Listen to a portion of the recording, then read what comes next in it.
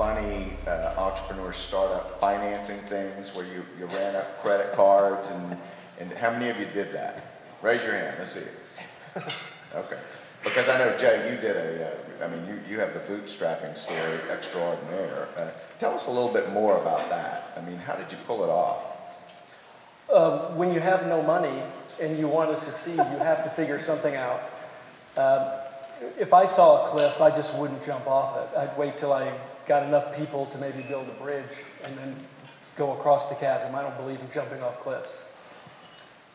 I think it was just, I never had a vision that my business was going to be $80 million or $100 million. It was just something that I did as an experiment. And you just start off and you're having fun building something, and that's when you realize that you're in business to just make little changes, little experiments, and to improve. And that's what I did. And there was no advertising budget for the first 5 or 6 years. It was all done with what's called social media now. I was doing search engine optimization.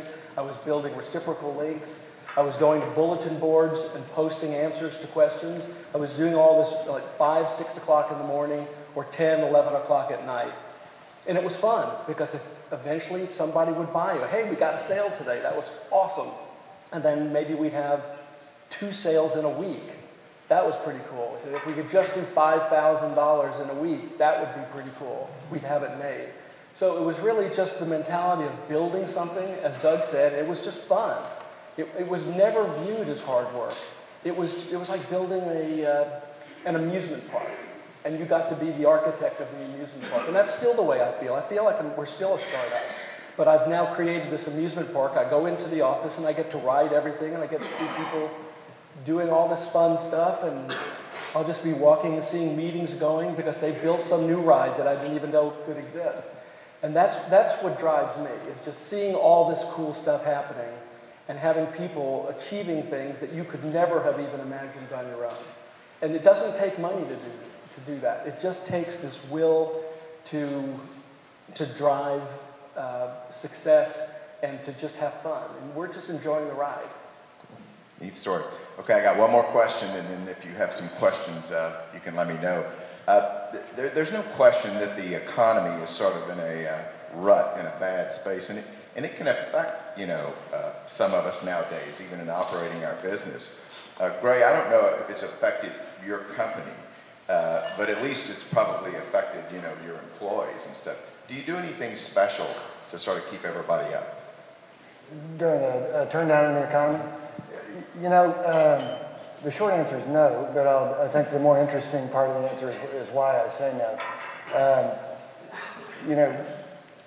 The sort of early career decision I made was to focus on a major market trend that would be something that I could essentially ride and participate in throughout the bulk of my career. And fortunately, I got that one right in thinking about the return of computing to a more centralized model, which has led to the hosting industry and now cloud computing. And a trend like that is so powerful that it really overrides, the kinds of downturns in the economy, at least that I've experienced over the past 12 to 15 years. The bad tech recession from 2000, which was right after we started VeriCenter, until late 03, and then the recession from 08 and 09, and then you might argue we're entering one now. That industry sector has grown tremendously during all those time periods, and I think you tend to find in a downturn there's always companies that are managing to grow, and it tends to be when there's a fundamental shift in what's going on in the business environment. So I think we're in the middle of a multi-decade shift toward a centralized computing model, and I think this cloud trend has a long way to run. So the thing that we were always careful to do, we grew every month from 2000 through 2003. We grew revenue, and WordLogic has grown from a $9 million business when I started to now a $25 million company through some pretty slow growth years. And by focusing on the core vision, the core strategy, remembering why we're in that business because it's a major trend, and executing well is really the best way to get through it when you have that kind of wind at your back. Now, that lesson doesn't really map to other industry sectors where you don't have a major secular trend pushing you along.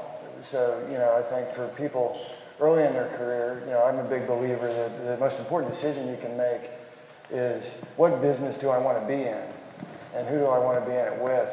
And if you get those right, then you know, 2 to 3 year economic downturns are very survivable. Okay. Questions from the audience? What I want you to tell is a really tough experience where you had to make a very, very tough decision. And it bothered you, it hurt you, but you had to do it for the best interest of the company. I'd like to hear those stories. Any volunteers? I'm certain you've all had some.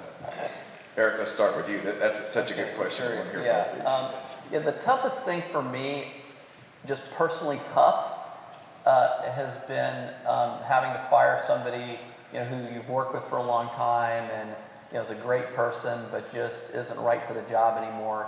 And, you know, that always has been personally tough for me. I've gotten better at it over time, and I think the thing that's helped me get better at it is pretty much every time someone hasn't been right for the job, and because I wanted to give them another chance, or just personally it was a tough thing to do to fire them, and I let it linger and linger.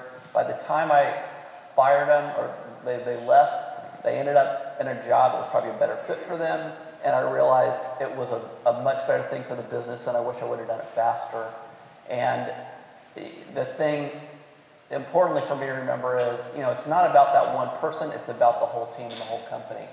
And you may be trying to, you know, it's tough for you to do something that personally is going to bring some pain to one person, but it's, you know, when that one person is keeping everybody else down, you know, you're really hurting the entire body of the organization by not doing the right thing with that person. And so I've gotten a little bit sort of tougher and better at that over time. But I mean, just personally for me, that's always been the toughest thing for me, is having to, you know, fire somebody who loves their job, thinks they're doing a great job, but they're just, you know, not the right fit for the job anymore. Doug, what's your story? Same thing.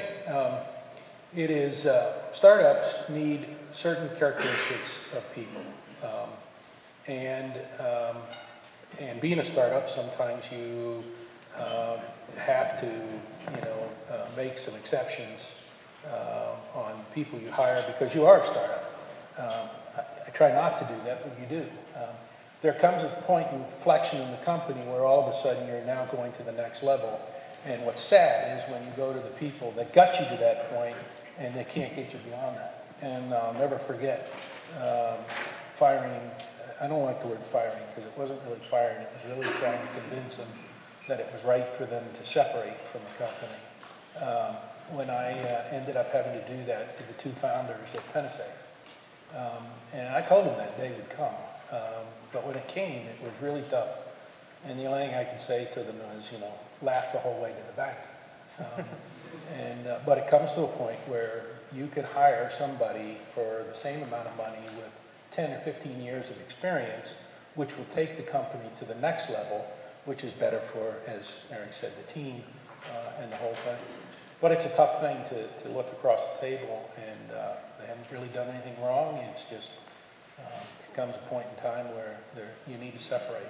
Yeah, and Greg, you replaced the founder, right? Well, not exactly. So Misha Gubstein is still with the company, and in fact, I'm very proud to say that I replaced the entire executive team, but didn't lose the founders.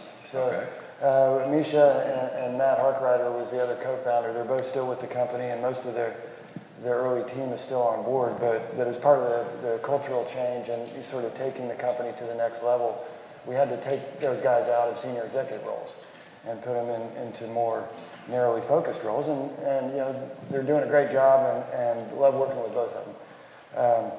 But no, I totally agree. In fact, when you asked the question, I paused for a second because I was hoping I could come up with something more interesting as a tough decision. But really, as I reflect back to my career, really the toughest decisions I've had to make were termination decisions. And I agree with everything that Eric and Doug just said. I would add to that even as tough as those decisions were, I don't recall any time where I acted too soon, and I don't mean that to say that I've always been right, but once you've made that decision that the best thing for the company is to separate, one mistake I've made several times is, all right, when you give it a little more time, maybe it'll turn around, maybe it'll work itself out, maybe, I can't really run without a body in that position, so I'll keep them on board till I find somebody better. My advice is those are always bad ideas, and if culturally, from a chemistry standpoint, from a quality standpoint, you've come to the conclusion that it's time to separate, the best decision you can make is to do it quickly and immediately, and at least in my experience, it's always worked out for the best. Okay.